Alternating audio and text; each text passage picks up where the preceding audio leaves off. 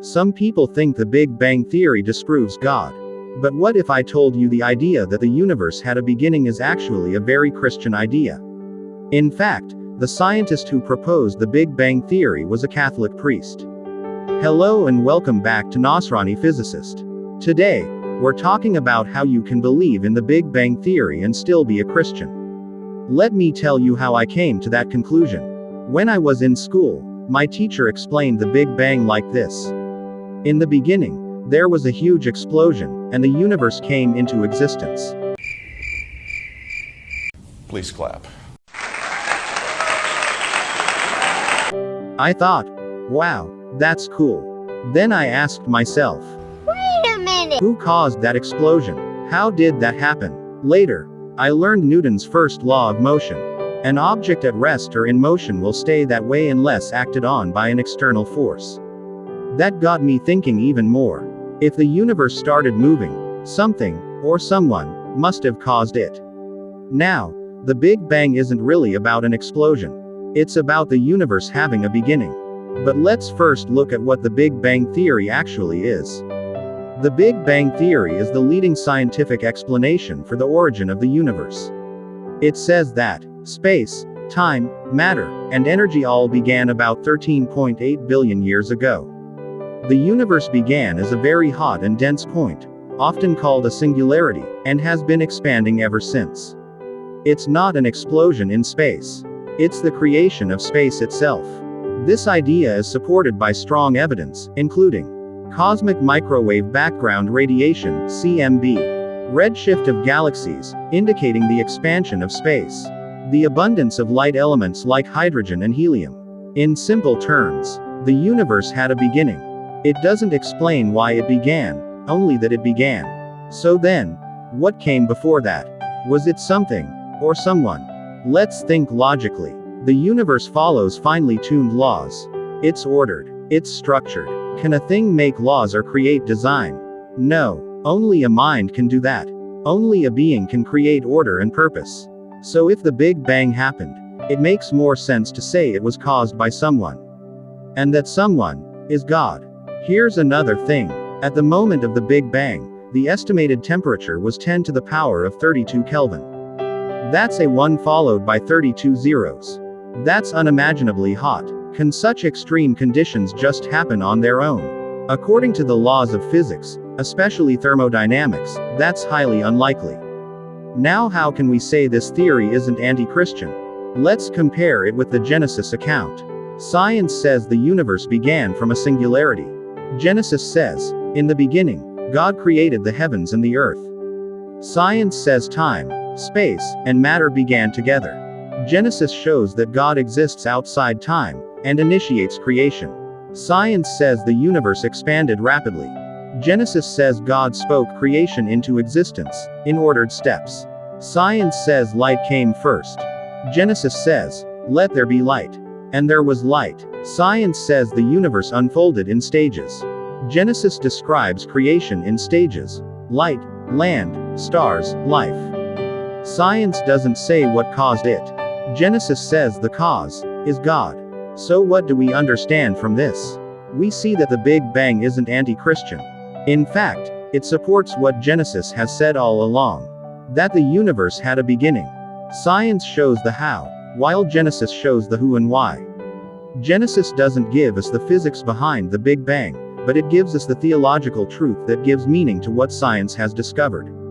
But how can we be sure that it was God who caused the Big Bang? What if the universe was eternal? Fair argument. Before the Big Bang Theory, many scientists believed the universe was eternal and unchanging. But in 1929, astronomer Edwin Hubble discovered that galaxies are moving away from each other. This means the universe is expanding.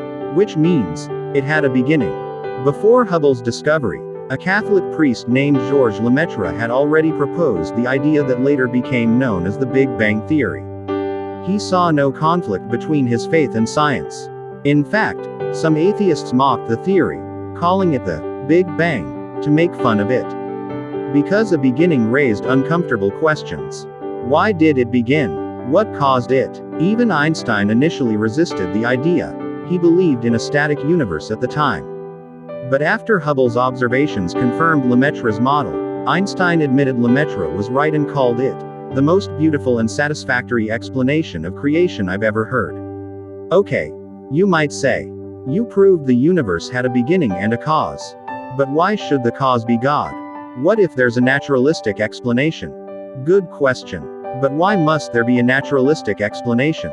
There have been many attempts by atheistic scientists, but none offer a better explanation than God. In fact, it takes more faith to believe in some of those naturalistic models than to believe God did it. Think about this. If the universe began to exist, it must have a cause. This is the heart of the Kalam cosmological argument, which goes like this. 1. Everything that begins to exist has a cause.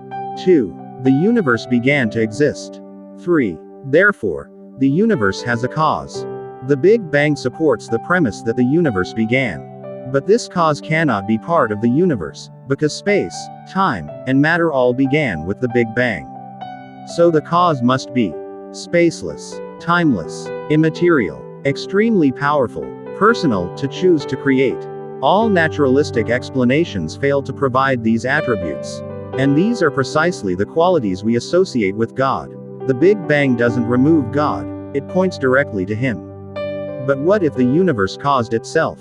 That's logically impossible. Something cannot cause itself. It would have to exist before it existed, which is absurd. But how do we know it didn't come from nothing? Because nothing is not a thing. It has no energy, no laws, no potential. Nothing can't cause anything. If the universe came from nothing, why did it start at all? Why 13.8 billion years ago and not sooner or later? If something can come from nothing, why hasn't a second universe appeared? Only a mind and a will can choose to create at a specific moment. So the Big Bang theory isn't proof of God by itself. But it strongly suggests the universe had a beginning. And a beginning needs a cause, as the Kalam argument shows. Simple, logical, powerful. Now some of you might ask, but doesn't the Bible say the world was made in 6 days? Fair question. But here's the thing. The Hebrew word for day, yom, can mean a 24-hour period or a longer, undefined time. Even early Christians disagreed on this. For example, St. Augustine didn't believe the 6 days were literal. He thought God created everything instantly, and the days were symbolic. Others, like Basil the Great, leaned more literal, but still saw deeper meaning in the text. Genesis is written in ancient Hebrew poetry, not in modern scientific language. Its focus isn't on timing or mechanics, but on meaning and purpose. So does the Church teach Genesis must be read literally? Not necessarily. The Catholic Church teaches that if science reveals something true, we should reinterpret Genesis in light of that truth. In other words, science and theology are not enemies. So to wrap this up, the Big Bang theory isn't anti-Christian. If anything, it aligns with the Bible's claim that the universe had a beginning. The more we learn about the universe, the more we see that science raises deep questions. Questions only faith and theology can truly answer. Thank you for watching. As always, praise Jesus. And may God be with you all. Amen.